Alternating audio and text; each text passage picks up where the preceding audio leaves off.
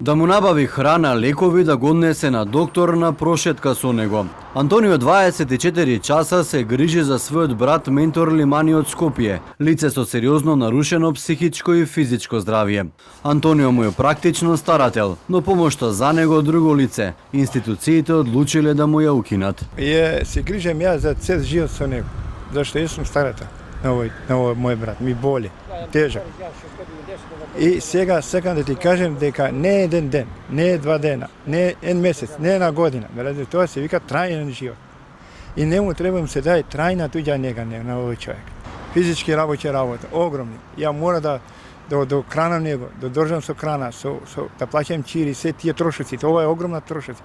Тој со куп документи 4 години води борба со институциите за да обезбеди помош за него од друго лице во неколку наврати. Здравствената комисија не му ја продолжува помошта добиена првично во 2020 година и покрај тоа што на специјалистичките упати стои дека лицето има потреба од туѓа нега. Управниот суд ја уважува жалбата на Лимани во 2024 година, го поништува решението на комисијата и предметот го враќа повторно на разгледување. Управниот суд го решават спорот на ментор, бара сите факти докази, зашто судот не може без факти докази, без никаква проба.